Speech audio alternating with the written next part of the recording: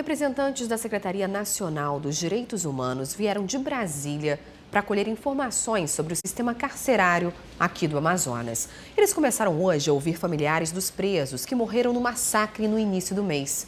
A gente vai agora conversar ao vivo com a repórter Tamires Cler. Boa noite, Tamires. A comitiva ainda está na Defensoria ouvindo essas pessoas? Boa noite, Amanda. Boa noite a todos. Olha, a comitiva terminou agora há pouco de ouvir os familiares. Eles perguntaram como estava a situação dos presos no dia em que tudo aconteceu. A gente vai pegar todos esses detalhes aqui com a ouvidora nacional de direitos humanos, Irena Bate. O que essas pessoas falaram, o que foi discutido com elas? Bom, primeiro é importante dizer que tudo aquilo que nós ouvimos é algo que muito impactante. A situação foi e é muito grave. Uma série de violências e violações ocorreram, né, e foram impostas a essas famílias e, obviamente, aos presos que faleceram, que estão sob a responsabilidade do Estado, e por isso, né, nós estamos acompanhando.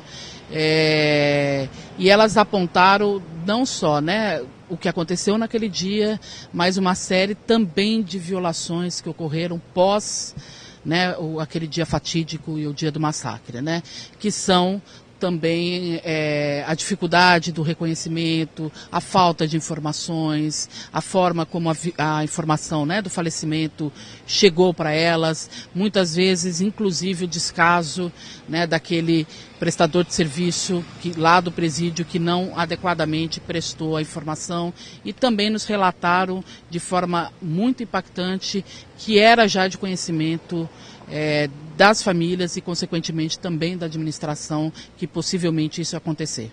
Então, o resultado dessa conversa é o que, na verdade?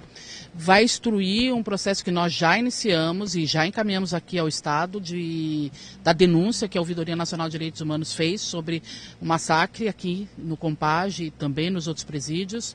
E nós vamos incrementar e depois fazer as devidas cobranças para que cada um desses casos seja devidamente apurado e responsabilizado. Obrigada pelas informações.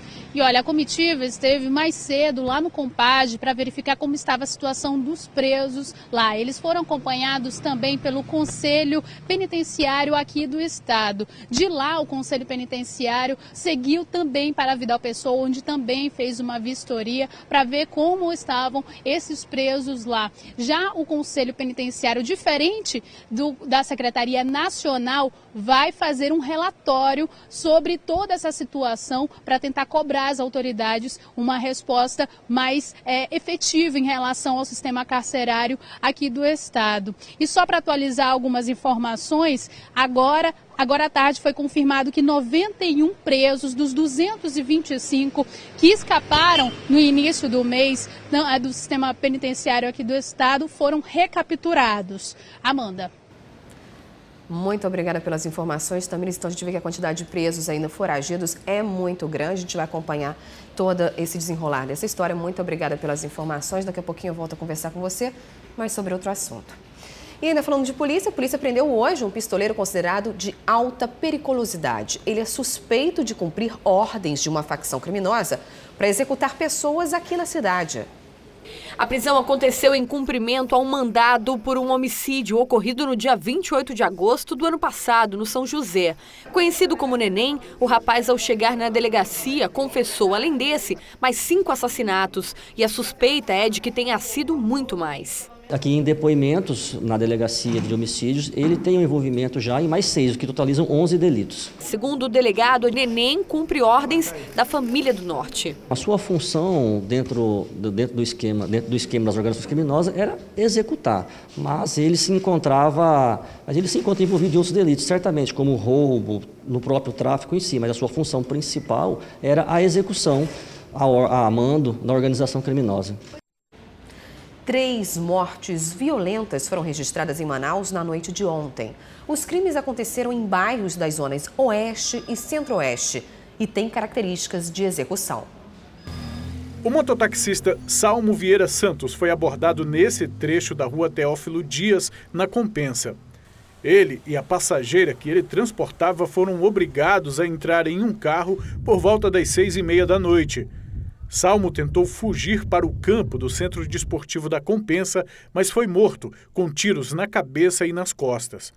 E a polícia agora investiga o caso para saber se o que houve aqui, se foi um latrocínio ou se foi um acerto de contas. A polícia então está investigando para saber o que de fato aconteceu aqui na Compensa. Um outro mistério é o paradeiro, é o que aconteceu com a mulher, com a passageira do Salmo, da passageira dele, que foi colocada à força dentro do carro. Ninguém tem informações sobre o que teria acontecido com ela. Na Rua 11, do Alvorada 1, amigos e familiares não quiseram comentar a morte do industriário Márcio Batista Pacheco. Ele foi assassinado por volta das 9 da noite desta segunda-feira. Segundo algumas testemunhas, 5 homens armados e encapuzados chegaram no local atirando. Márcio foi atingido com pelo menos 20 tiros e morreu no local. No Santo Agostinho, também na Zona Oeste, uma mulher ainda não identificada foi morta com pelo menos 12 tiros. Segundo a polícia, ela foi tirada de um carro por volta da meia-noite, estava com as mãos amarradas e foi assassinada na Avenida Chaves. Segundo o delegado Torquato Moser, a polícia ainda não tem dados para afirmar se os crimes foram mesmo execuções ou acerto de contas e vai investigar os casos. Posso afirmar que se trata de mortes violentas, em razão da quantidade de tiros desferidos. Então, estamos trabalhando, conversando, investigando na rua e em campo para colher informações no sentido de que lá na frente possamos entender a motivação e assim descobrir o autor desses delitos e a consequente persecução penal. E o Instituto Médico Legal confirmou hoje, agora há pouco, a identificação de mais um morto na rebelião do Compage. Plínio Guimarães Sodré foi um dos corpos encontrados no dia 8 de janeiro, na mata ao redor do complexo penitenciário Anísio Jobim, na rodovia BR-174.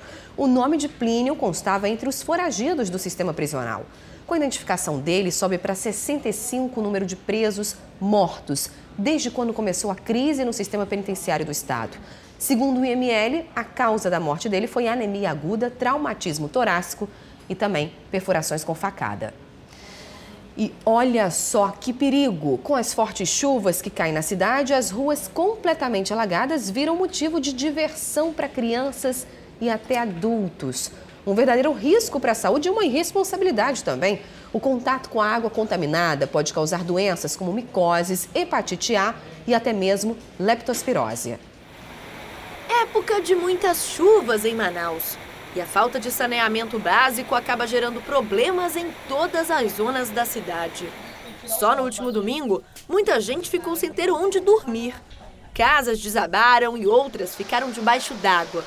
E aí, vem as doenças. As nossas crianças só vivem doente, entendeu? É micose, é febre, é gripe, é tudo. Só pode estar doente por causa disso aqui. Na internet, um vídeo chamou a atenção. Várias crianças brincando dentro da água. Olha, o vídeo das crianças brincando na água foi gravado exatamente aqui nesse local, onde as crianças agora estão brincando, só que no seco, né? Sem a chuva. O vídeo, inclusive, foi gravado pela mãe, né? De uma das crianças que estavam na hora da brincadeira. Mas ela tem exatamente a noção do perigo que é brincar numa água suja dessa. Inclusive, a gente estava aqui falando, né? Sai dessa água por causa dos ratos, da doença transmissível, né? Que tem dos ratos, do bueiro que vem do banheiro, né? E tudo, vem tudo para aí.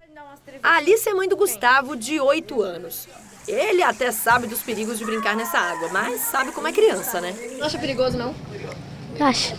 O que você acha que pode ter nessa água? Doença. Ninguém ficou doente aqui ainda? Não. Nem vai ficar, né? Não. Vão parar de brincar na chuva ou não? Não. Mas é bom ter atenção. São inúmeras as doenças que podem aparecer nessa época e nessas águas. Com a inundação, vem água contaminada com urina dos ratos, podendo causar leptospirose, ou mesmo com dejetos dos seres humanos, que podem causar doenças ou virais, como a hepatite A ou a hepatite E, e doenças diarreicas, geralmente, nesses casos, por bactérias tipo Salmonella, Shigella, Escherichia coli.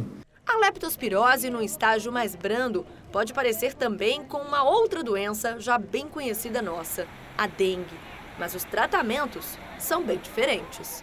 Elas têm um sintoma quando a forma da leptospirose branda, de febre, cefaleia, muito parecida com a da dengue, dor muscular no corpo, né, embora da leptospirose, quando bem manifesta mais nas panturrilhas ou na batata da perna, mas pode parecer dengue também. Então, e dengue geralmente aumenta nesse período porque aumenta os criadores pro Aedes e as pessoas podem ser picadas também e transmitir a doença. E é bom lembrar que qualquer alimento que tenha tido contato com essa água de chuva pode estar contaminado, mesmo que esteja no plástico. Por isso, a recomendação é que tudo seja jogado fora. É um prejuízo para a população, mas o prejuízo maior é a saúde, é perder a saúde.